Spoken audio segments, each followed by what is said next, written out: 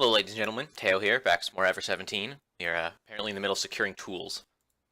When the four of us had descended from Zoid's stock, we stopped by the warehouse first. Fortunately, we found the tools we needed right away. Pliers, a spanner, a screwdriver, hammer, a small welding machine, etc., etc. We packed all the tools we imagined we might need into a toolbox and headed for the neutral buoyancy elevator. The neutral buoyancy elevator A.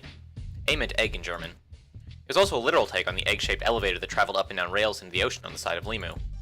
A ballast tank was attached to the floor. It would take in and release seawater from the tank as necessary to increase or reduce buoyancy, making the elevator rise or sink. Once we were inside, we sealed the watertight doors on the Limu side of the elevator. All we had to do was release the lock connecting us to Limu and the egg would sink away. You pulled the operating lever next to the door. Nothing happened. What's going on? We're not sinking at all. Nah, it doesn't seem like it. You think it's because the power's out? No, the A elevator is a neutral buoyancy elevator, so basically it doesn't require outside power. But it does need power for the intake and release of water for the ballast tank. It's the only time it needs power. But we're in a blackout right now. Okay, this is old. So we are back at oh, excellent.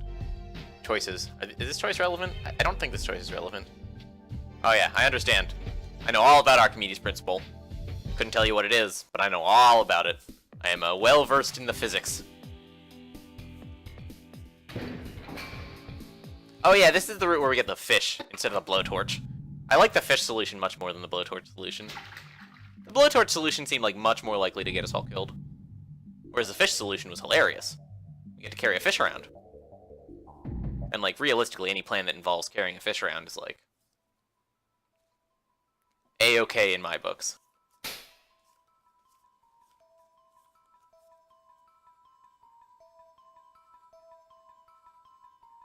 Hey, kid, so what are you gonna do? Wait, what's the context here? Doop doop doo. Who, me? Let's all go together. Why don't we all go? That was my idea. Well, I guess that is an option. There's no reason we have to split into teams of two. And that way Takeshi won't go putting the moves on me.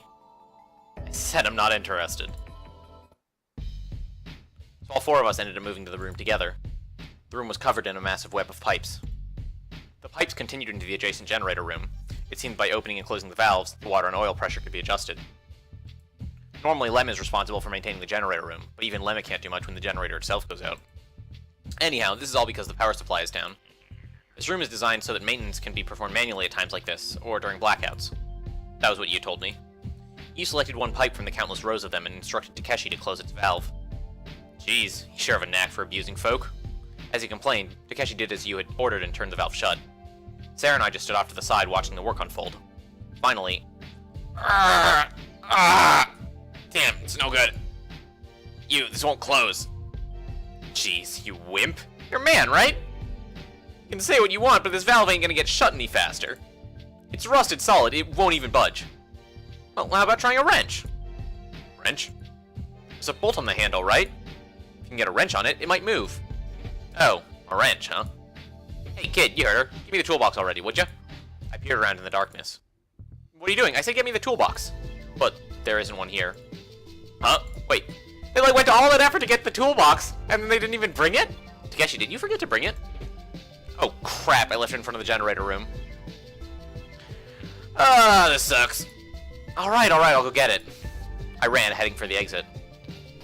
Water splashed as I ran along the route we had come along. But the generator room was practically next door. Less than 30 feet later, I turned the corner and entered the corridor leading to in front of the generator room. Oh, there it is. The toolbox was sitting right in front of the door. I headed toward it. Every time I put my foot down on the floor, little ripples formed on the surface of the water. The tiny circles of waves collided with the wall and bounced off of the side of the toolbox, rippling out in regular concentric rings. It was dark. Still, I was able to sense the changes in coldness in the movement of the water. My vision felt surprisingly sharp. It happened just then. Splash! There was a big splash and a spray of water. It came from around the right side of the wall, nearly below the operating console. The droplets of water scattered gently around my legs. The ripples on the surface of the water gently bumped against my feet. A fear like I had never felt chilled me to the core. I readied myself for anything, facing the darkness. Just then... Moon sprite shouldering a long bow. Wait, what? I'm so confused. I thought we had, like, established waiting inside a dream. I thought we had, like, more or less established that Coco and Sarah weren't the same person. But the fact that, like, this is somebody singing... Who's there? Like, there's somebody singing the lullaby that Sarah knows, and it's probably Coco, contextually, given that it's, like, new content in Coco's route. Huh. Tonight, a story by moonlight.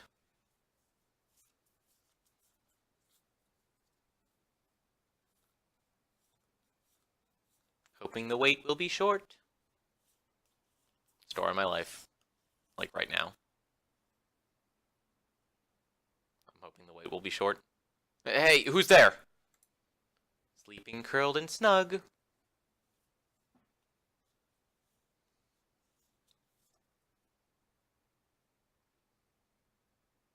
Sleeping in mother's arms.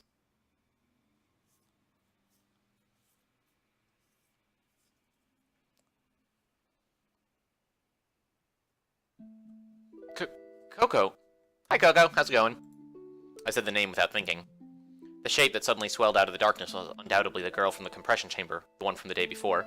Although the fact that she's, like, making, like, footsteps and ripples and stuff in the water is interesting because it means she's not completely a hologram. Right?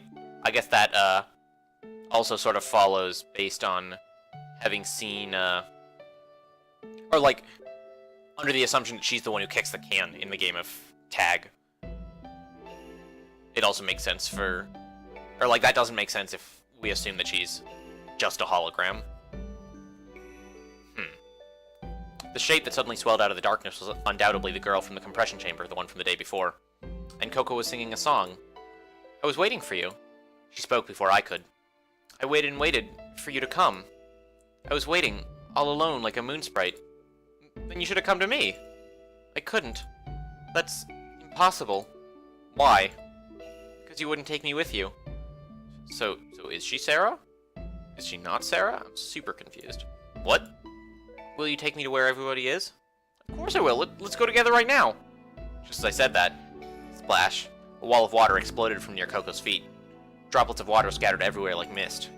Farewell. Well, don't leave. Coco disappeared in the spray. The resulting waves stroked my feet. A fine spray of mist erupted skyward and rained down gently on the waves. There was a toolbox left in the darkness. That was all that I saw. I forgot myself, and all I could do was stand in that narrow corridor. I didn't know how much time had passed. Dragging the heavy toolbox in my heavier legs, I returned to the room with the pipes. That should just about do it. You're not done, are you?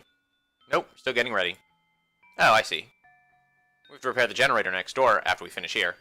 Takeshi wiped away the sweat from his forehead. Oh, kid, what are you doing there? Noticing me, you turned around. I brought the toolbox. Toolbox? It doesn't look like they need it anymore. What? Oops, sorry about that. Turns out the valve was closed to begin with. Really? Wow. Takeshi, you're a genius. What would we ever do without you? So no matter how much I tried to close it, it wouldn't budge because it was already shut. Jesus Christ, Takeshi. Every time I think you have hit rock bottom, you manage to reach a new low. You're my hero, Takeshi, you know that? I heard you the first time. Is that right? Hey, don't be like that. These things happen sometimes. I'm not mad. What's wrong? I decided to. Wait, this doesn't matter? That's weird. Like, this feels like a choice that should be relevant, but it's not on the flowchart. That's weird. I'm gonna save. Just in case.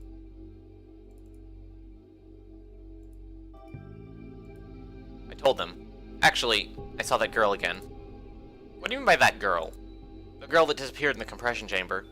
I told you last night. Don't you remember? Oh, your invisible friend. She's not invisible! I screamed at them as loud as possible. Kid, take it easy. Just calm down. Where do you see the girl? In front of the generator room. Did she say anything? Yeah. I think she said something about being all alone, like a moon sprite? Oh, I know. She was singing a lullaby. A lullaby? It was the same as the lullaby that Sarah sang before. You and Takeshi looked at Sarah. I focused my eyes on her, too. I didn't sing any lullaby. Liar! You did too sing a lullaby before, Sarah! I remember it! Sarah looked at me as if she felt sorry for me. You looked like she had a bad taste in her mouth. Takeshi avoided my eyes and leaned in close to say something to you and Sarah. Uh-oh. They think we're crazy. They might be right, but, regardless of whether or not they're right, we would prefer that they didn't think we were crazy. You and Sarah listened to Takeshi whispering. What are you whispering about? I'm fine, I'm not crazy. Don't you look at me like that! Okay, everything's fine. Well, so why don't we all go to the place where you saw the girl? She's not there anymore. She disappeared. I see, but maybe she'll show up again. It's no good, she won't. Look, we believe you. I mean, we've decided to believe you. Alright, so you just keep your cool, okay, kid? I didn't feel like saying anything else. Their agreeing with me was somehow sad. Yeah, a little bit. I was sure that the little whispering conference they just held went something along the lines of, just agree with whatever he says. It depressed me and sapped all my energy. I didn't feel like resisting the three of them, or trying to give myself a pep talk. I was tired, I thought they could do what they wanted. Just keep your cool, okay, kid? Takeshi's words lacked conviction. After that, we went back in front of the generator room. Of course, there was no sign of the girl. The four of us waited outside the generator room until we could be sure that the temperature inside had cooled enough. Time was cruel, but forgiving. Like a wave that was rushing ever closer with each second. The sadness, frustration, and doubt in the back of my mind slowly disappeared. After a while, I was back to my normal old self. Only Coco's parting words, farewell, seemed to linger in my mind, echoing without end. Finally, when we thought the time had come, we timidly opened the door. It was like opening the door to a steam bath, a cloud of steam hissing out of the door. The heat inside just about defied imagination. The air in the steam-filled room was heavy and stuck to the skin. Inhaling felt like swallowing globs of sticky hot steam. Takeshi was opening and closing his mouth like a fish out of water. Isn't it hard to breathe? Stop pointing out the obvious. Talking about it just makes it worse. Nakyu, let's just do what we have to do and get out of here. Alright, let's divide up what we have to do and be efficient about this. And then rest of the fixing the generator looks like it's gonna go about the same as it did before.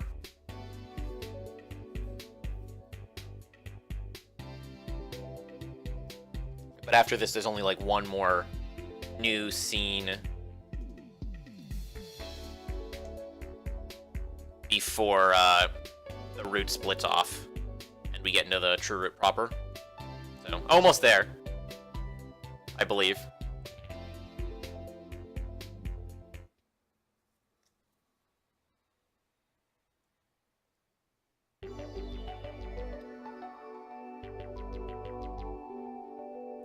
Although, if I remember correctly, it's going to take us a little while to, like, get to the tag game, which is, I assume, where the next sort of divergence is. So, we might be here a while, ladies and gentlemen. Doo-doo-doo.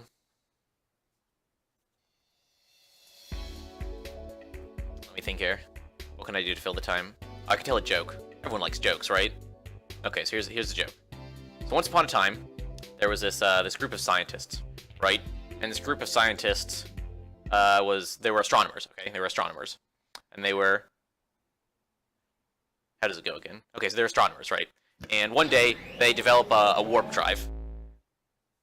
And the warp drive will let them venture off into space in search of alien life. They're very excited about this because they're astronomers and they want to find alien life and all that good nonsense. Alright, well, I guess you're going to have to wait for the punchline. Because we are back on actual text. I didn't have any major suspicions about Sora's disappearance during the blackout. I knew she was an RSD-generated image. Sora, we fixed the generator. Oh my god, it's like one new line of text. Okay, so there's these astronomers, right? They have this warp drive, they go off to search the galaxy for life. And then one day, as they're flying through space, their sensors pick up something on the planet below them. After that, we gathered at the rest area, had a light meal, and chatted it up. Damn it. I was like, I finally had something to fill the space with, and now it's like not letting me skip anymore. This is why we can't have nice things. From beginning to end, Sora's explanation of the RSD system dominated the conversation. Oh, right, this is gonna be different because in previous iterations, like this was the scene where Sora was like, oh yeah, by the way, I'm an AI. But in this, with this setup, we already know she's an AI at this point, so presumably it's gonna be slightly different. From beginning to end, Sora's explanation of the RSD system dominated the conversation. During the talking, I discovered something of interest. I learned that Sarah was supposed to be amazing when it came to computers.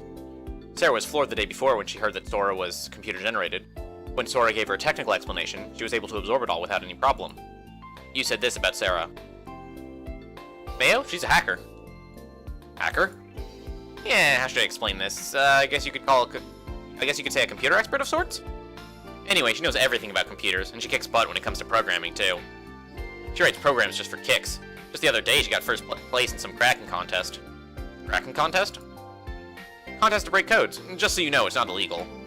It was sponsored by some company with code technology. It was legal cracking to test the security of its technology. The company has hackers attack their algorithms. So think of it as a decryption game contest.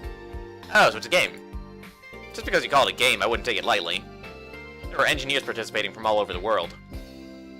Winning it means that you're one of the world's best hackers. You could even say the best hacker. The best? That's just way too incredible. I know. When it comes to computers, she's just a genius. That about rounded out the topic of RSD. At the end of the conversation, Sora added the following. I'm only seen when someone looks at me. I mean, that I cease to exist when no one is looking at me. For example, if the 5 of you here all closed your eyes at once, at that instant, I would cease to exist anywhere. After the discussion, I stayed in the rest area alone. It was a free time of sorts.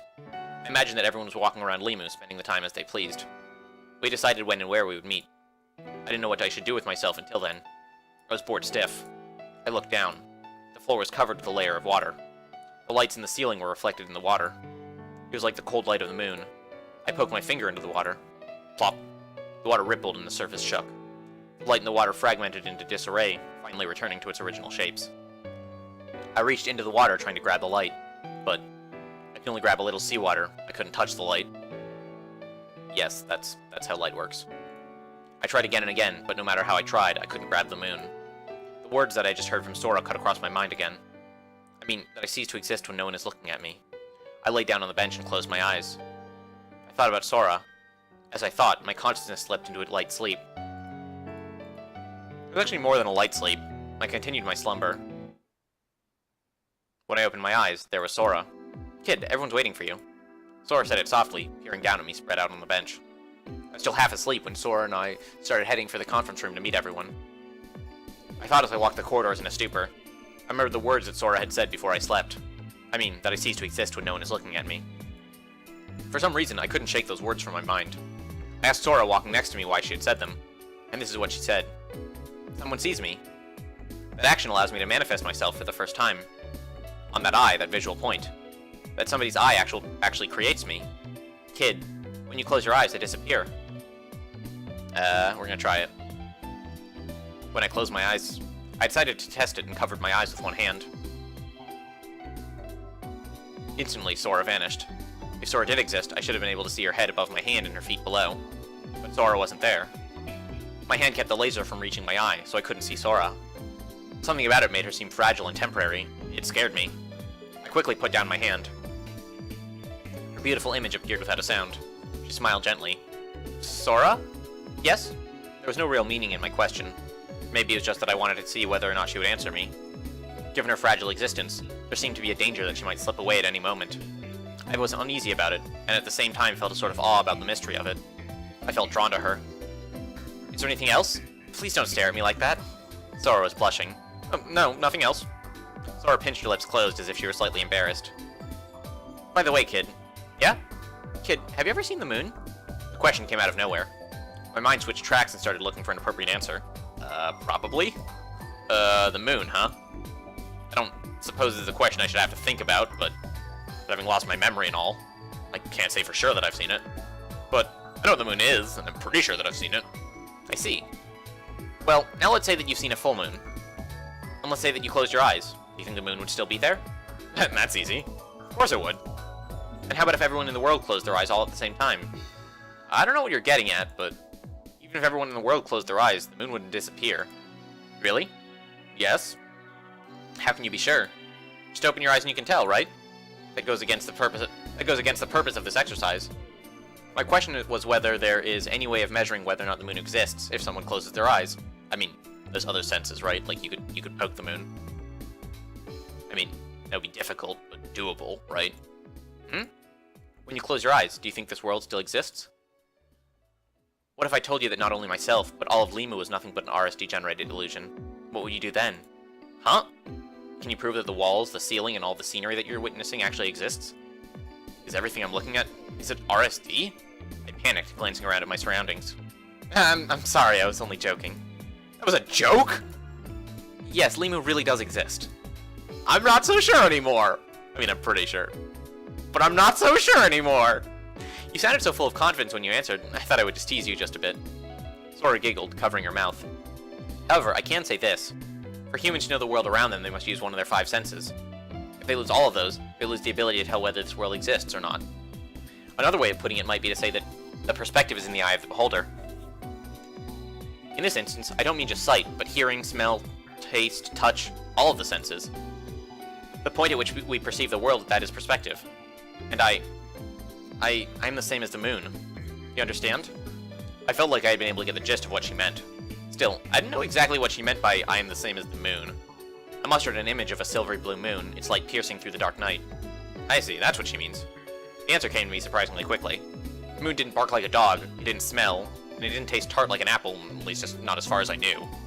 The only way to be sure of the existence of the moon was through its small gravitational pull and its blue-white light. Thinking of it in that way, the mysterious charm of the moon and its transience were the things that Sora shared. Yeah. I believed the moon was there, so it was there. I believed that Sora was there, and she was there. Maybe that was what Sora wanted to say. Yeah, I understand. That was what I answered. Sora's eyes lit up and her cheeks wrinkled into a big smile. And, it may have been my imagination, but from somewhere I thought I smelled the tart scent of an apple. It was nighttime. In the ocean it was only slightly darker than before. Okay, we're gonna skip now. I think I get to skip for a while here, so we can go back to the joke. So there's these astronomers, they have this warp drive, they go searching the galaxy for life, and one day they're sent to pick up life, right? And they're very excited, so they go down to the planet, and the planet is covered in these statues. And the statues are all, like, giant, like, 30 feet tall, and they're all, like, lying on their back or, like, sitting down. But the scientists, like, look around, and they can't find anything living, right? It's, like, just these statues.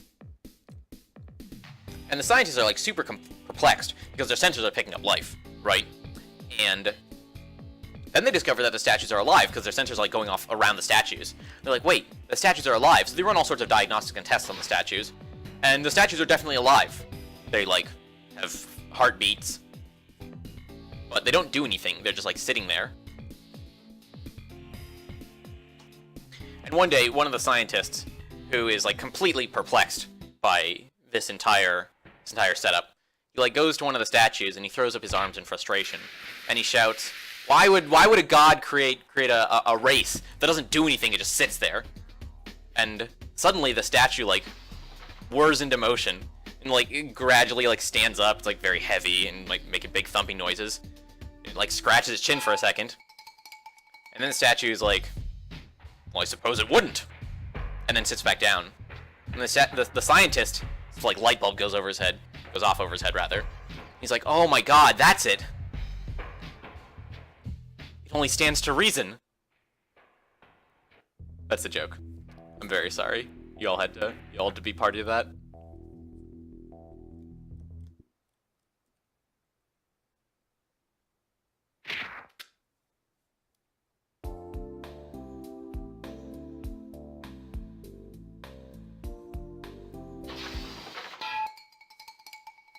Alright, can kicking. I wonder if anything's gonna change in the can kicking now that we, like, are actively, like, advancing Coco's route. Checking rooms. I don't want to check rooms. That sounds like work.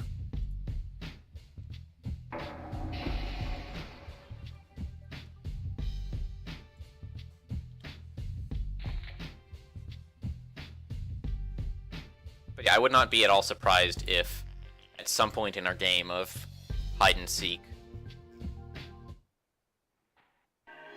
like, new dialogue pops up about, like, seeing Coco kick the can or something.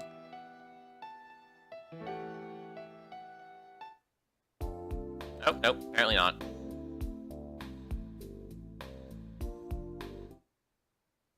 In the infirmary. Deciding to sleep was fine, but where to sleep? There were 4 legitimate beds in the dry area.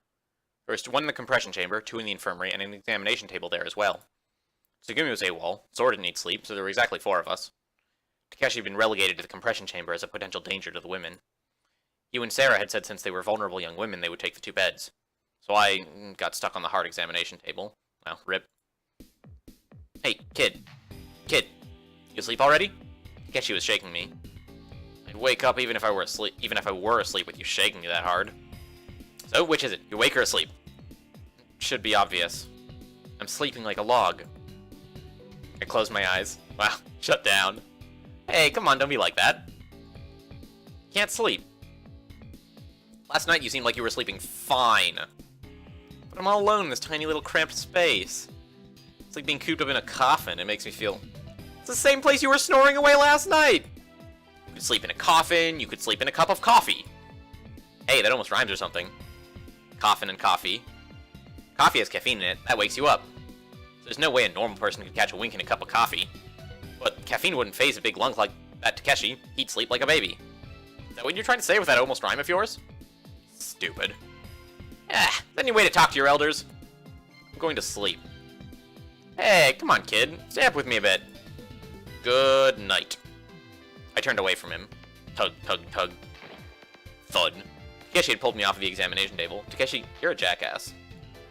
Hey, what are you doing? I'll sue you! Come on, take it easy. Calm down. Have a drink. You know, man to man. No, thanks. My thoughts exactly. Yuck, yuck, yuck, yuck, yuckity yuck. I'm nothing without you, kid. I'm so confused right now. And then... Be quiet! Cut it out, the 2 of you. Just go to sleep! You, lying on the bed next to me, had snapped. She sat upright, a strange light emanating from her. Sorry for causing such a ruckus, my lady. I walked out of the room with Takeshi's hand pushing me from behind. Hey, for now, why don't we hit the kiosk and get some beers? Takeshi started walking. I stayed where I was. Is there beer in Limu? I don't think it was for sale, but it was stashed in the back of the fridge. Figure some worker hid it in there. But I can't drink beer. Oh, why not? I stopped and turned around. I'm not old enough. So what? Underage means you can't drink alcohol. It's the law. That's right, kids. Stay in school. So what are you saying? You don't want to go break any laws there, Boy Scout? Yeah. What do you eat sandwiches and cola, right? And you didn't pay a cent. That's because I had to survive. Yuck, yuck, yuck. Bet you're the kind of kid that'll narc on the kid next to you in class if he's passing notes to his friends. I am not. You don't know if you know or not. You don't know if you are or not, because you don't have any memory. Oh, alright, alright. You can drink cream soda then. Why cream soda? Because you're just with a baby. Not a baby. I'm 16. Haha, 16, huh? 16. Old enough to lead a whole gang of snot-nosed brats on your own. Stop it. What is wrong with you, Takeshi? Like, what are these words that are coming out of your mouth? 16 is still underage, but I'm not a kid anymore. Still not an adult, but I'm not a kid anymore, and that's what I am. So what about you is more than a kid? Kid? I'm going back to bed. Liar, liar, pants on fire. Right, because you're a big boy, all grown up. What? Hey, hold on a second. You know, if you're trying to get somebody to spend time with spend time with you, like, actively insulting them and taunting them is probably not the best strategy. Like, just saying. Kid, you got no memory, right? Oh, right, yeah, he's confused about the fact that Kid knows that he's 16. Right. So, how do you know that you're 16? Because of the wonderful things he does? I don't know why. As I mumbled, I unconsciously held open the palm of my right hand. I stared absently at the palm of my hand. I still don't have any idea what happened to my finger. There's no doubt that I had said I was 16. But I couldn't be sure I was right. I wondered if I was really that age, if I could believe my words. Well, whatever. Anyway, it's good that you remembered your age. Proof that you're slowly getting your memory back. 16, huh? So my guess wasn't that far off, huh? Huh? Yesterday I guessed, right? I said you're like 14 or 15. Suppose someone like you could be 16. Could be possible enough. Could be. Could be? What's that supposed to mean? I looked at my arms, my legs, and my whole body as if to check. And lastly, I touched my hands to my face. What? Don't tell me you didn't forget your own face, did you? Face? I put all my power into opening the door. The room had a high ceiling, and I ran toward the mirror on the room's far wall. Bam! My leg caught on the bench and I crashed to the floor. I lifted my head slowly. The mirror was right in front of me. Oh, did they never show the kid's face in the kid's roots? If it, like, turns out that he doesn't look the same as he looks in Takeshi's roots, I'm gonna be, like, deeply upset at myself for having not noticed that they never showed his face. The mirror was right in front of me, and I was inside it. I looked at me. For some reason, all of a sudden I felt scared. I squeezed my eyes shut and looked down. I willed my legs to stand me up. My knees shook. I stumbled 2 or 3 steps. I put my hand in the locker to keep myself from falling. I tried to walk.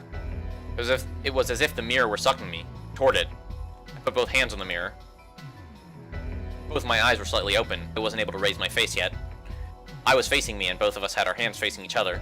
I could only see his body. His legs quivered. His palms shook. The mirror rattled as it shook. I took a breath. My shaking stopped. At that moment, sound suddenly disappeared. I didn't move. The other me didn't move either. I waited for him to move. I looked up ever so slightly. I saw a whole other world behind his back. A bench lay knocked over, and clothing was scattered everywhere. Someone was standing on the other side of the door, or the open door. Hey, kid! What's up with you, running off like that? I turned around. Takeshi stood with one hand on the door. A mirror? His voice made me want to look. I turned my eyes around, looking. Inside the massive mirror. Hey, I did it! The face of some kid who I didn't know was staring back at me. So yeah, he's like a couple years older, it looks like, than he was in Takeshi's roots. Ah! Ah! He screamed as if it were the end of the world. His face contorted in a way that chilled my spine. He clutched at his hair. His body shook, racked with convulsions. What is it? What's going on? Kid! He put his fingernails on his cheek, then scratched harshly the flesh around his neck. His neck jutted forward, drooping downward, and his tongue hanging out. No! No! No! No! No! No! No! No! No! No! No! No! No! No! No! What is it? What's wrong? This! It's not me! It's not me!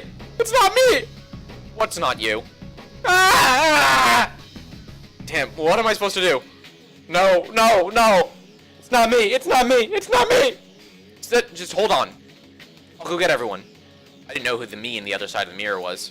It wasn't the face of the kid that I knew. It wasn't the sick color of his skin, or his bloodshot eyes, or the way his tongue hung limply.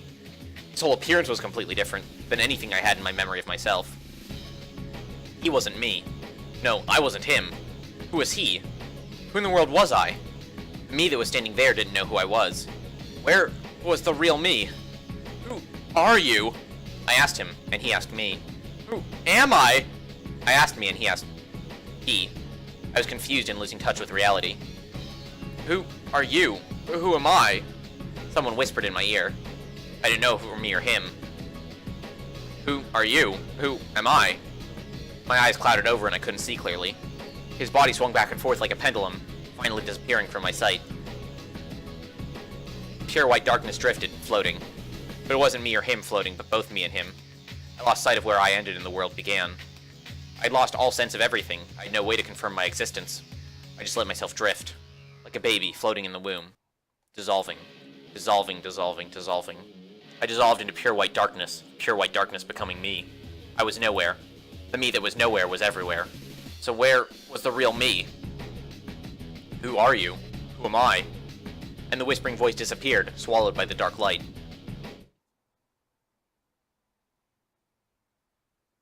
In this world, where the boundaries between light and shadow blended, there was no sound.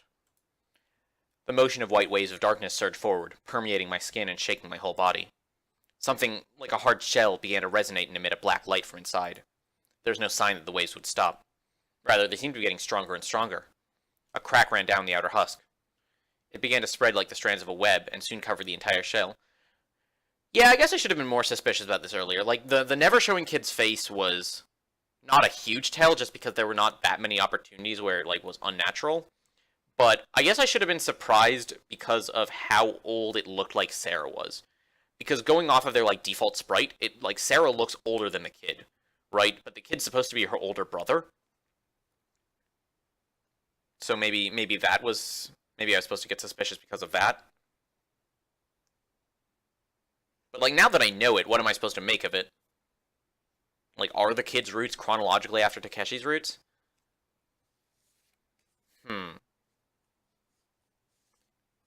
Like,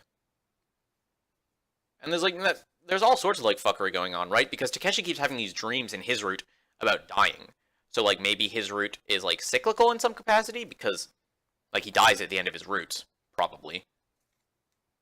So, like, maybe those dreams he has during his route are about the end of the route. But then how did that feed into the Takeshi Kid route relationship? Like,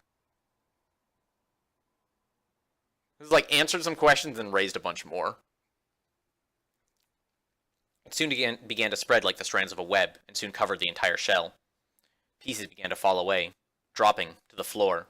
I was able to glimpse what lay beyond the shed husk. It was dazzling.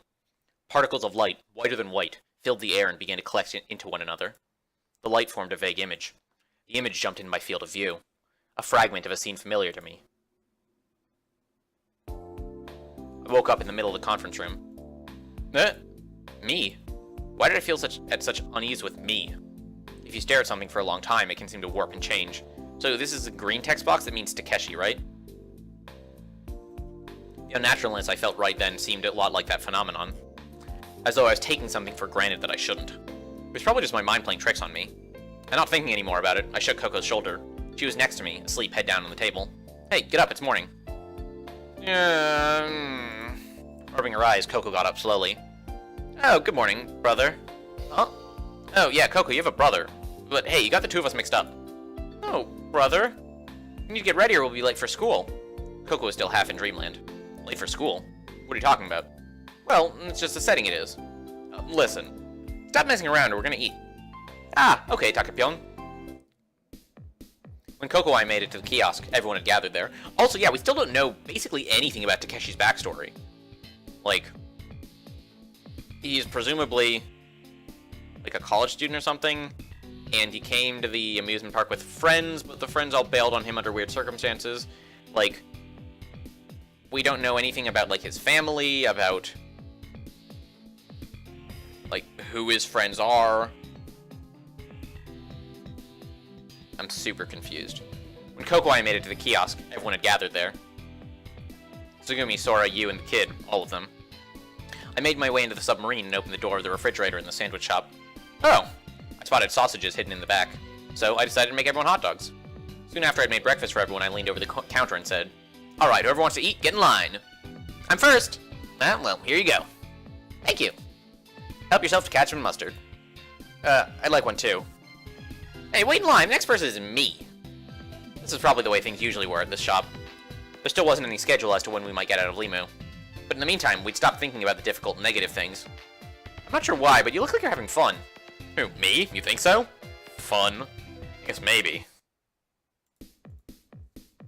Yeah, you look like you might even be enjoying your life here. I wonder how that'd feel. I guess it'd be kind of fun owning a stand like this. Owning a stand. Takapon, you really do look like you work here. Hot dogs. Get your hot dogs. They're on the house. You don't think that maybe you could have sold hot dogs in a past life? Aw, shucks, ma'am. You're just saying that. No, Coco, I don't think it was a hot dog man. I think it was a sandwich man? Oh, come on, you. I don't get it. The three of them took their hot dogs and laughed, walking a short distance from the stand. And as if they had traded places, Tsugumi came up. What just happened? Everyone was eating hot dogs. Hey, I've got one for you, too. Tsugumi took it without so much as a thank you and went to the corner of the room. Sora was talking with the kid. I was a bit sad that I couldn't make anything for her.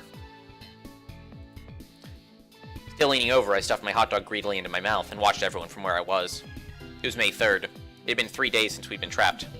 But everyone was bright and showed no feeling of fatigue or sadness. Especially Coco.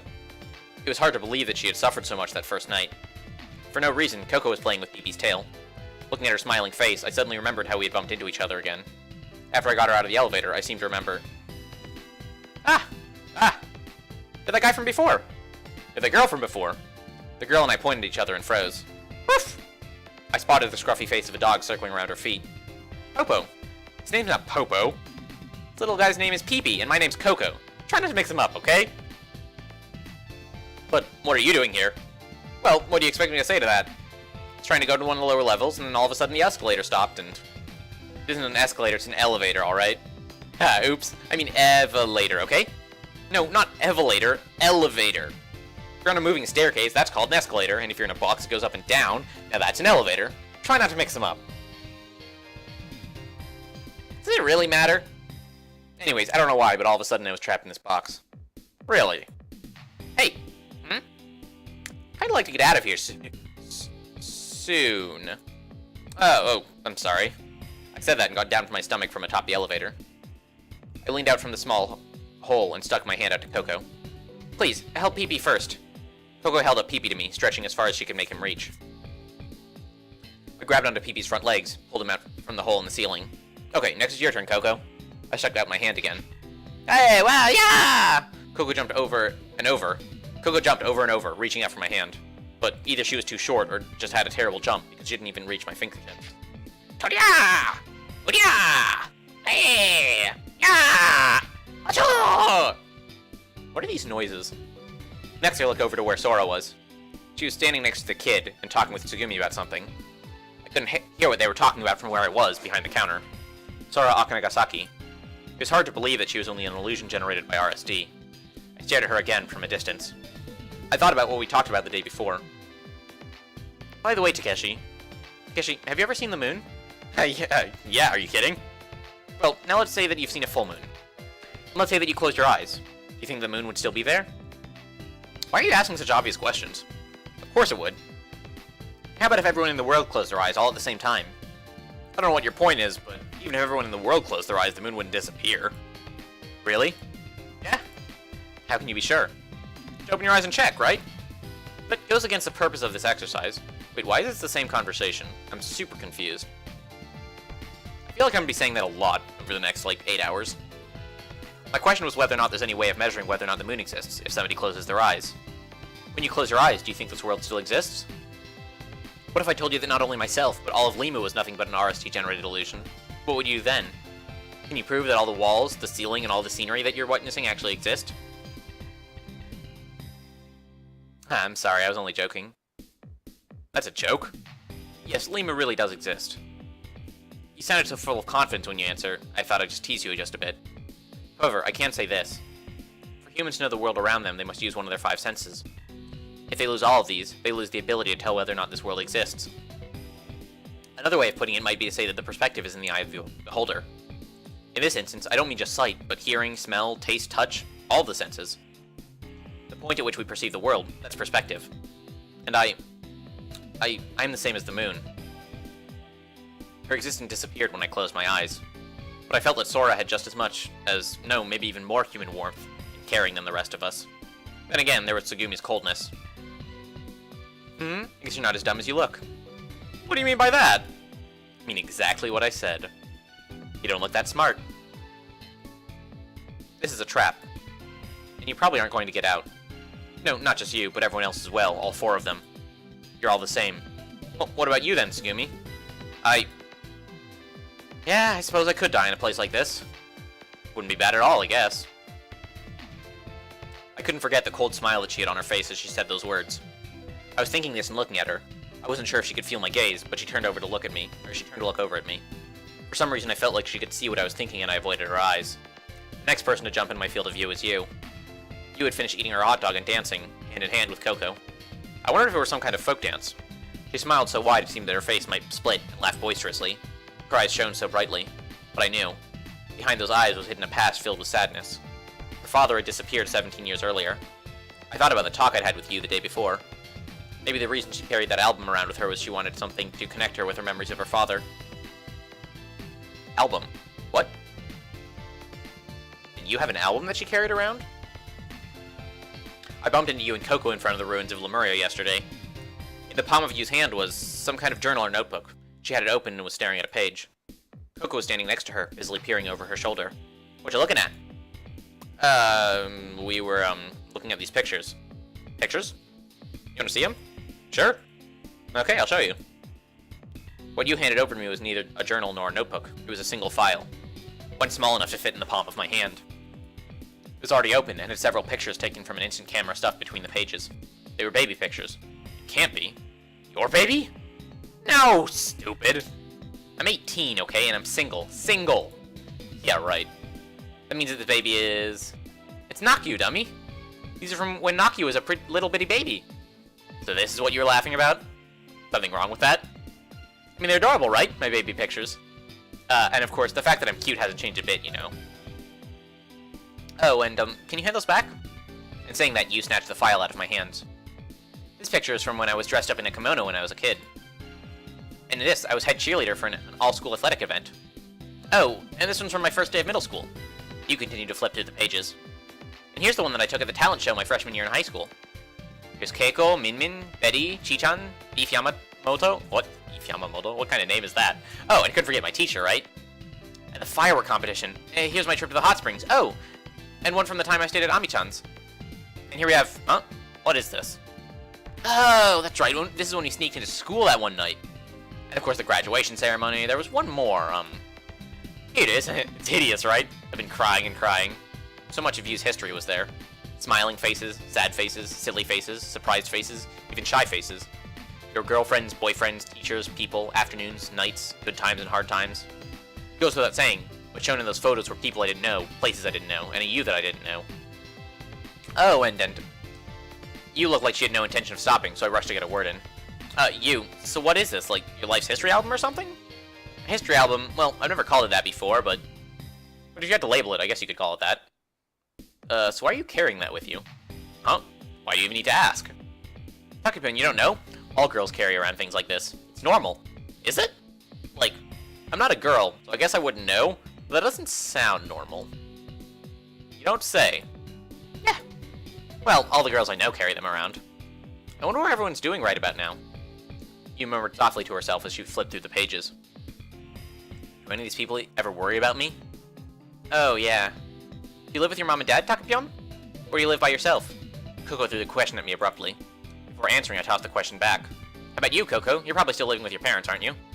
Well, I'm 14, aren't I? Of course I am. Ah, well, right now my dad isn't at home, but... why not? Because he's working at IBF. Because he's on a business trip, that's why. Oh, I see. What about you, Are you living with your parents, or...? Oh, duh, why'd I ask that? I realized it had been a mistake to ask that. Yu's dad was missing. But it didn't seem as if she cared one way or another. I'm living with my mom. But I doubt she's really worried about me. Just the kind of person she is, my mom. What do you mean? I guess you could call her a positive thinker. She isn't the type to really let herself get caught up in things. She doesn't care if I stay out all night. I've been living with her for 18 years, but she's never raised her voice at me once. I grew up pretty much doing whatever I wanted. I suppose that's why I turned out the way I did. You showed me a page from her album that she'd turned to. There was you with putting the hurt on some wrestler, and the guy looked like a bulky jock of sorts. Coming out of my reveries, I noticed the scene had changed a bit. You and the kid had taken off somewhere. Maybe they'd gone to the rest area next door. It's only been 2 days and so much has happened. Being trapped here is an unusual state of affairs. I said these words to myself without thinking. Just then, a boom! Suddenly, a low metallic sound reverberated throughout the installation. It was a dull, muffled sound. What was that? This whole place just shook a little. Sora! Sora! Coco ran over to Sora. Clutched to her chest was Pee-Pee. Coco was hugging him so hard he seemed about to rupture. Hey, did something just happen? There was an awful sound just now. One of the shafts that supports this floor has started to bend out of alignment.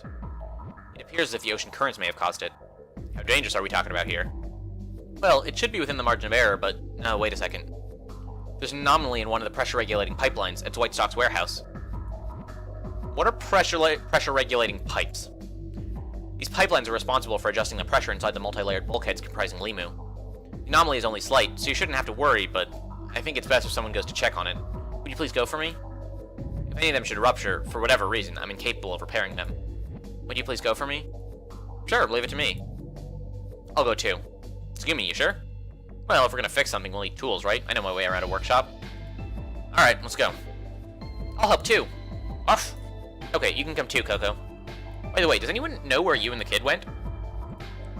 You and the kid are in the security office. What the heck are they doing there? They're trying to make contact with Lemme. With Lemme?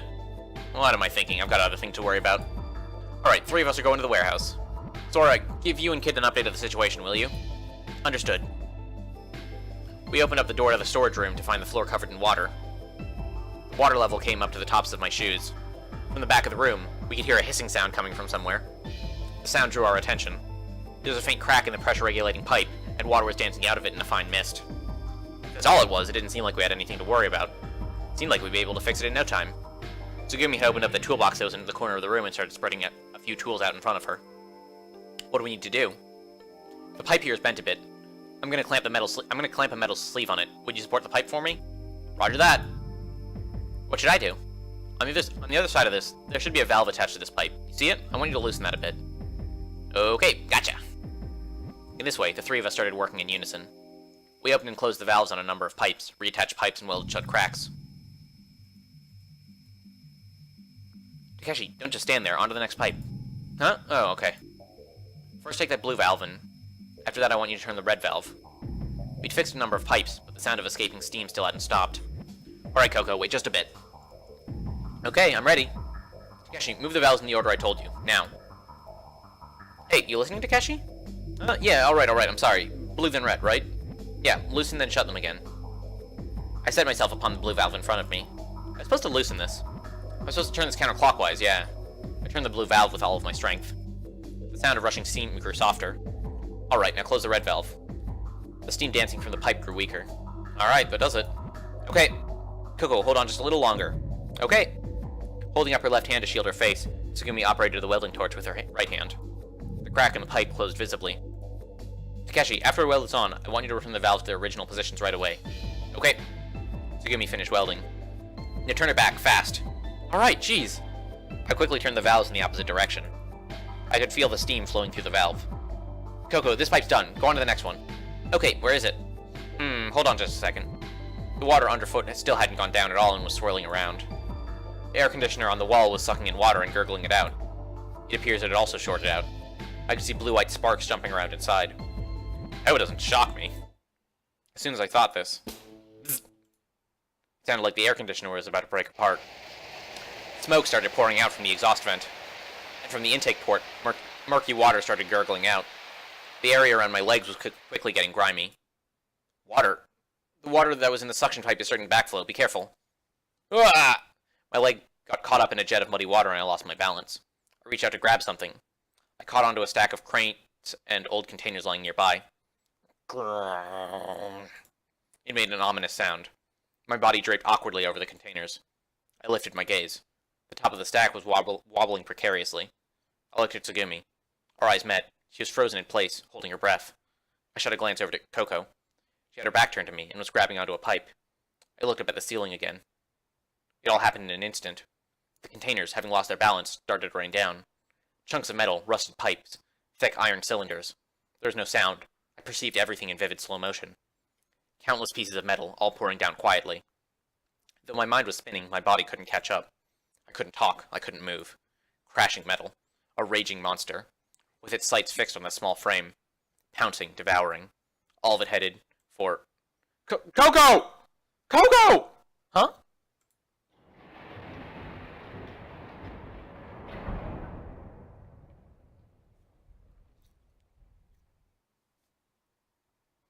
The sight that flashed before me was a mountain of metal. The old pipes broke apart into thousands of pieces. The containers splintered apart, their sharp corners flashing. I landed in the water. I'd thrown myself out of the way, arms and legs flailing. The pipes on the wall were cracked. They'd been damaged from the shock. And out of the cracks, water was gushing out. And fallen was... Tsugumi! I ran over to where she was. Coco looked around at the spectacle and hugged Pee-Pee to her tightly, her hands trembling. Yes, I'd seen it all. Just before the metallic object had crashed down on Coco's back, Tsugumi had thrust her out of the way. She protected her, while risking her own life. Ah! A metal shard had dug deeply into Tsugumi's right thigh. It didn't look like she could move. Guess I messed up! Tsugumi grimaced and pushed down on the wound. She was losing a lot of blood. The murky water was getting redder by the moment. Hey, you okay? Does this look okay to you? Always asking stupid questions. Stop laughing. I'm gonna get that stuff off you. Just wait. I tried to lift the metal off of her, but no matter how hard I tried, the heavy chunk wouldn't budge. Damn it! Looks like it's no use. In the meantime, the water level had risen from ankle to knee height. Tsugumi! Coco started to rush over to Tsugumi. Get away from me! Stung by Tsugumi's cold words, Coco stiffened and stopped. Get out of here, Coco! You too, Takeshi, get out while you can. At this rate, the room's partitions won't last. I'll die if you stay. So, hurry. Get out of here. But, stupid idiot, you think I can just leave you? There's nothing you do, right? I'm stuck here. And with this injury, you can't help me anyway. Shut up! I roared out. I won't let you give up on me now, damn it. Hey, Coco, what are you standing there for? Yes? Get on the intercom and contact the others. With all her might, Coco moved her trembling legs to get closer to the intercom.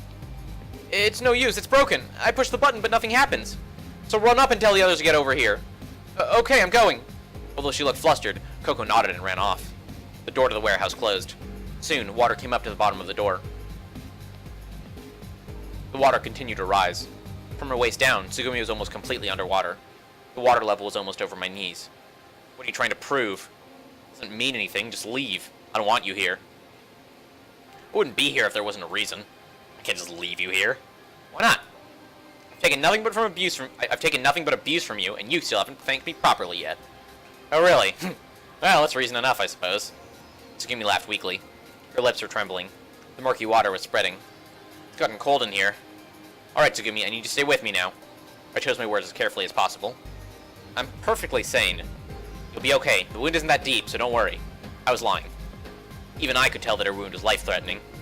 Tsugumi's white femur had broken through and protruded from her flesh. Yeah, that's not good. You'll be okay? What makes you think that? You're the one who's crazy. I'm sorry, it's all my fault. I wasn't paying attention and you got hurt. The water level was rising up to Tsugumi's head. A section of the partitioning had broken and seawater was rushing in. The water was ice cold. The water volume increased mercilessly. Her face contorted with pain. In agony, she labored for breath. There wasn't any time. Making up my mind, I dove into the water. I couldn't open my eyes. All I could do was search the bottom using my intuition. Ah! Damn it! Using all of my strength, I heaved up the large mass of metal sticking at Tsugumi's leg. Aided slightly by the buoyancy of the water, the metal hunk moved slightly. Tsugumi pulled her leg out at once. I lifted my face out of the water, gulping greedily for air. The flooding wouldn't stop. The water level was already above my shoulders. You are such a stubborn idiot. Shut up and just stay quiet. With her leg injured, there was no way Tsugumi could swim. Holding onto her, I headed for the exit. But the door was already underwater. Look, there's no way you can save me. I told you to keep quiet. There's gotta be another exit. I'll look for that. It'll be okay. We'll find a way out of this. There you go again, saying it'll be okay. So irresponsible. You keep quiet. I probably could have forced open the door if I had tried, but that would have put the second floor in danger of flooding. I searched desperately for an emergency exit. My legs wouldn't touch the floor. I could hardly breathe. I was at my limit. Ah! There's a ladder! In the corner of the room, there's a ladder! We can use it to get to the emergency passage. We're gonna make it, Tsugumi. I burst into the infirmary. I set the injured Tsugumi down on the bed. She was no longer conscious. She'd lost so much blood. So wait, why are they telling me this now? Like, is it just to, like, affirm that, like, this is the sort of canon events that are going on? Because nothing's changed so far, right? Like, this is all the same as it was in, Sora and Tsugumi's roots. It's like, why is it telling me this again? We had to take emergency measures immediately. Hey, what are we gonna do? Get out of the way. You, who'd been waiting in the room, pushed me out of the way.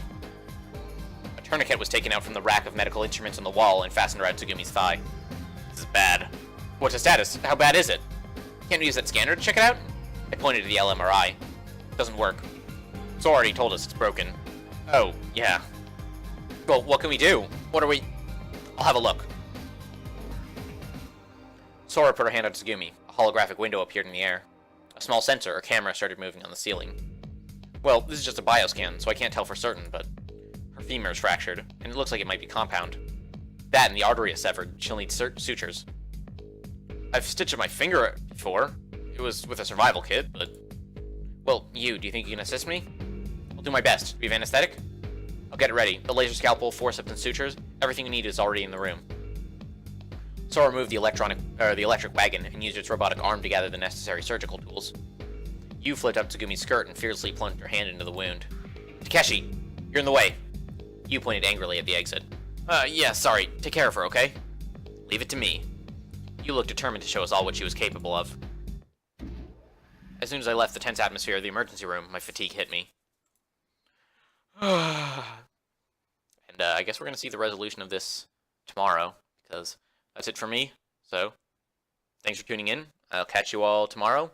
We can find out what is going on with Tsugumi's leg injury and whether or not anything's actually changed since the last time she got her leg injured. So, we have that to look forward to. But that is all for now. I'm out. Peace, etc., etc.